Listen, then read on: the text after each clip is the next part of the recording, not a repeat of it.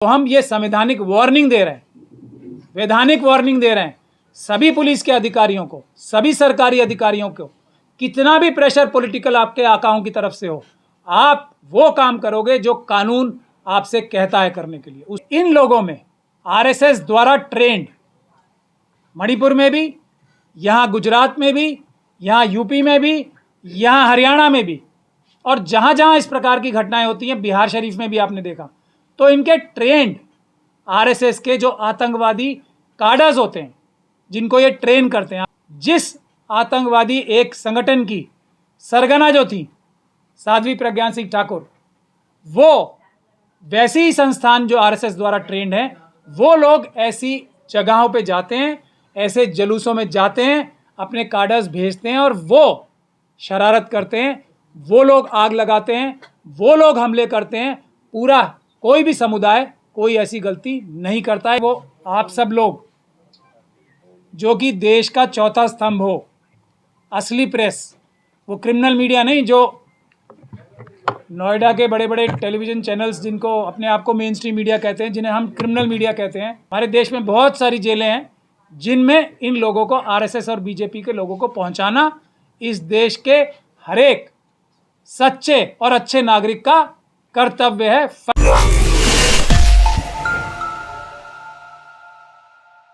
में भी आज एक जो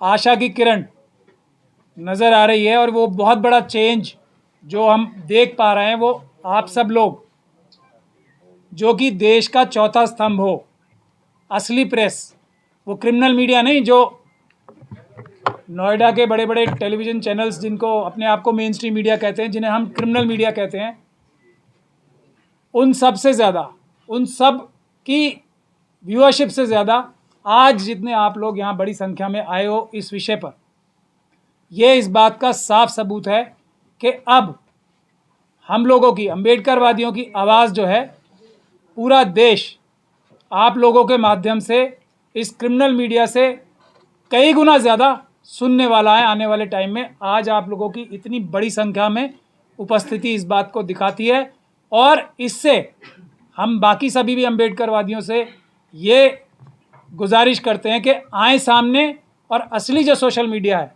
जो असली मीडिया है, असली चौथा स्तंभ है, उसका प्रयोग करके आगे बढ़ें और ये जो देश विरोधी, संविधान विरोधी, भारत विरोधी, इंडिया विरोधी ताकतें हैं, उनको देश से उखाड़ फेंके और इनके सही स्थानों पर, जेलों में, हमारे देश में बहुत सारी जेलें हैं जिनमें इन लोगों को, आरएसएस और बीजेपी के लोगों को पहुंचाना इस देश के हर एक सच्चे और अच्छे नागरिक का कर्तव्य है, फर्ज है, क्योंकि ये लोग देश तोड़ने के लिए आज अपनी पूरी ताकत लगा रहे हैं। भारत को ख़त्म करके हिंदू राष्ट्र बनाने की चेष्टा कर रहे हैं, भारत का संविधान खत्म करने की चेष्टा कर रहे हैं। अब अभी हरियाणा नू की आप लोगों ने बात सुनी। हम लोग अम्बेडकरवादी इस बात को साफ साफ तौर पे कहते हैं कि ये किसी भी प्रकार से अचानक नहीं होती हैं घटनाएं, चाहे वो मणिपुर हो, आरामबाई तेंगुल और मैतेई लेपुम नाम की दो संस्थाएं हैं जो आरएसएस की, बजरंग दल जैसी संस्था है मणिपुर में। ये जो अभी यहाँ जो हुआ है हरियाणा में, शुरुआत नूह चल के कौन गया? अगर हिंदू समुदाय भी, चाहे वो किसी भी समुदाय के लोग थे, अगर शोभा यात्रा निकाल रहे होते, अगर अपनी धार्मिक यात्रा निकाल रहे थे, तो ये सब बिल्कुल कुछ नहीं होता। और ज़्यादातर लोग अपनी धार्मिक भावनाओं से ही जाते हैं। लेकिन जो समझने वाली बात है वो ये है कि इन लोगों में आरएसएस द्वारा ट्रेंड मणिपुर में भी, यहाँ गुजरात में भी, यहाँ यूपी में भी, यहाँ हरियाणा में भी, और जहाँ जहाँ इस प्रकार की घटनाएं होती हैं, बिहार शरीफ में भी आपने देखा, तो इनके ट्रेंड आरएसएस के जो आतंकवादी काडर्स होते हैं, जिनको ये ट्रेन करते हैं, आप लोग ही दिखा रहे हैं ना, ये वीडियोस सोशल मीडिया पे आ रही हैं आप लोगों के माध्यम से, पिस्तौलों की ट्रेनिंग देते हुए बजरंग दल के लोगों को, हथियार बांटते हुए आप ही लोग दिखा रहे हैं ना, वो क्रिमिनल मीडिया तो नहीं दिखाती। तो ये आतंकवादी संगठन जो हैं, इनको जो इनके हथियारबंद ट्रेंड सिपाही हैं, एक तरह से जो आतंकवादी हैं, जिस आतंकवादी एक संगठन की सरगना जो थी साध्वी प्रज्ञा सिंह ठाकुर, वो वैसी ही संस्थान जो आरएसएस द्वारा ट्रेंड है, वो लोग ऐसी जगहों पे जाते हैं, ऐसे जलूसों में जाते हैं, अपने कार्डर्स भेजते हैं और वो शरारत करते हैं, वो लोग आग लगाते हैं, वो लोग हमले करते हैं। पूरा कोई भी समुदाय कोई ऐसी गलती नहीं करता है। एक तो हमें ये बात अच्छी तरीके से आपके माध्यम से पूरे देश को समझ लेनी चाहिए। मणिपुर में मेतेई समाज ने नहीं किया है, ये दो संस्थाओं ने किया है जो आरएसएस के कार्डर्स हैं। तो मेतेई समाज को बुरा समझना गलत है, ये आरएसएस के ट्रेंड आतंकवादियों को बुरा समझना और उनको सबको पकड़ के अपने बॉसेस के साथ, जो कहाँ बैठे हैं, नागपुर में, जो दिल्ली में बैठे हैं, उन लोगों के समेत जेलों में भिजवाने का काम हर एक भारतीय नागरिक का है। किसी भी समुदाय को बुरा बनाने की कोशिश ये लोग ही करते हैं और ये इतने बेशर्म हैं कि खुद अपने समुदाय को भी बताना चाहते हैं कि ये दो समुदायों में झगड़ा हुआ है। झगड़ा कौन करता है? आरएसएस और बीजेपी के कार्डर्स। ये एक बहुत महत्वपूर्ण बात है। यहाँ भी जो हरियाणा के सीएम साहब हैं, मोनू मानेसर, उनके एक कार्यकर्ता हैं। ये वो कार्यकर्ता हैं जो आरएसएस के ट्रेंड आतंकवादी हैं। यही आतंकवादी जो ये काम करते हैं, ये इलेक्शन के दौरान बूथ कैप्चरिंग का काम भी ये करते हैं। ये भी विपक्ष की पार्टियों को इस बात को समझ लेना चाहिए। इनके साथ कोई भी नरमी पूर्वक बिहेवियर जो है वो देश के लिए घातक सिद्ध होता है।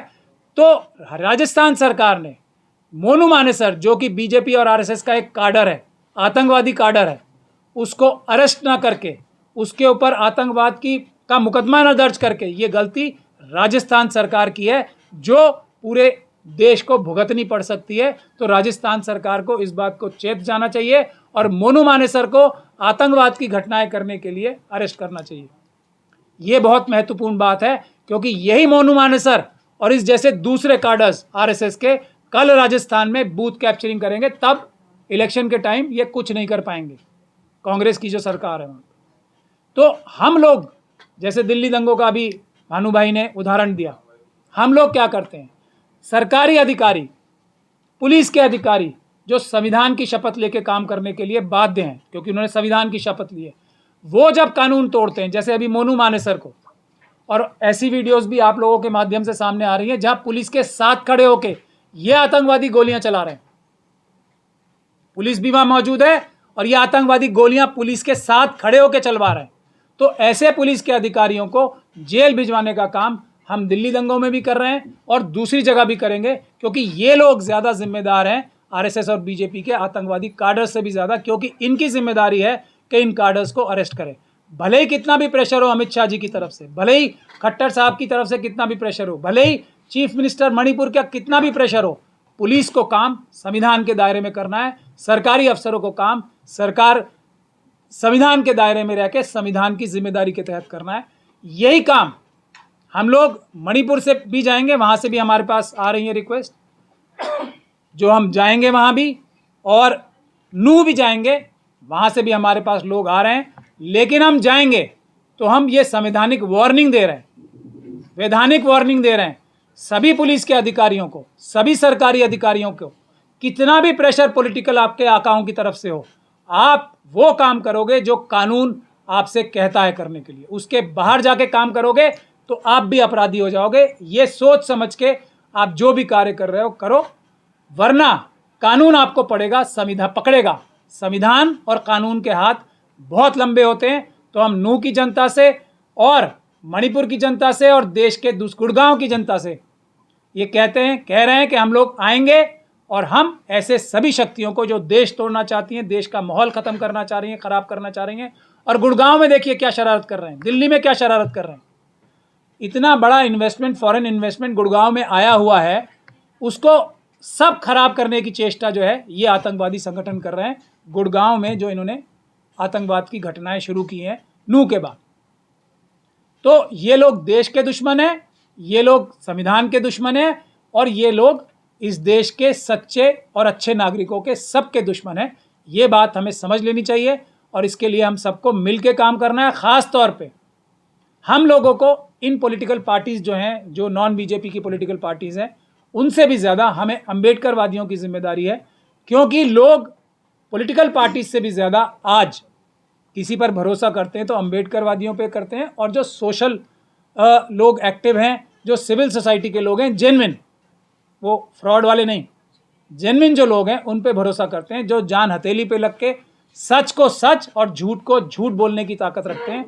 जो हम जैसे लोग हैं जो सीधा बोल रहे हैं कि ये सब गतिविधियां आरएसएस और बीजेपी ने कराई हैं, अमित शाह साहब ने कराई हैं, खट्टर साहब ने कराई हैं, मणिपुर के चीफ मिनिस्टर ने कराई हैं। ये जो बोलने की, और इसी वजह से प्रधानमंत्री खामोश क्यों हैं? बोलते ही चोरी पकड़ी जाएगी, इसीलिए खामोश हैं। चोर हमेशा बचता है।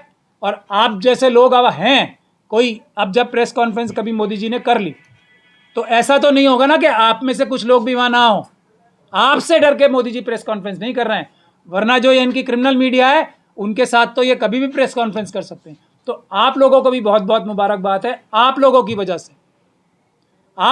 वजह से मोदी जैसे व्यक्ति सब कुछ लाखों करोड़ रुपए खर्च करने के बाद, ये मीडिया मैनेजमेंट का, फिर भी प्रेस कॉन्फ्रेंस करने से डरते हैं, मणिपुर के मामले में बोलने से डरते हैं, बेरोजगारी के मामले में बोलने से डरते हैं, चाइना के मामले में बोलने से डरते हैं, किसी भी मामले से बोलने में डरते हैं, तो वो सिर्फ और सिर्फ आप लोगों की वजह से है। उसके लिए मैं आप लोगों को मुबारकबाद भी देना चाहता हूँ। धन्यवाद। और अब आप कोई सवाल पूछना चाहते हैं तो पूछें। 40 से ज्यादा एफआईआर दर्ज हो चुकी हैं। अभी किसी भी एफआईआर में बजरंग दल और बीएसपी का नाम नहीं है, तो क्या माना जाए कि जो पीड़ित है उसी दूसरी धारा में कोशिश है?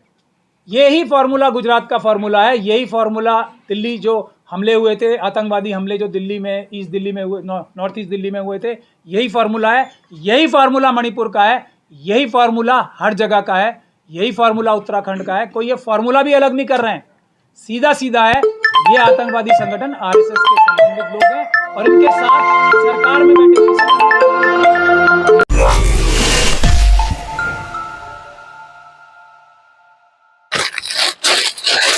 बिजनेस करना है, आ जाओ, करा दूंगा। ये एक रोटी रखने का नया आइटम है मार्केट में। आप इसे आराम से बेच के दिन का 2 से 3 हज़ार रुपया कमा सकते हैं और बहुत आसानी से ये मार्केट में यूनिक आइटम के तौर पे सेल होगा। कस्टमर्स रोज नया आइटम मार्केटों में जाके ढूंढते हैं। इसके लिए आप एक बार स्क्रीन पे दिए गए नंबर पे कॉल कर लें और बता दीजिए, आपको सारी डिटेल्स उस नंबर के दौरान मिल जाएगी।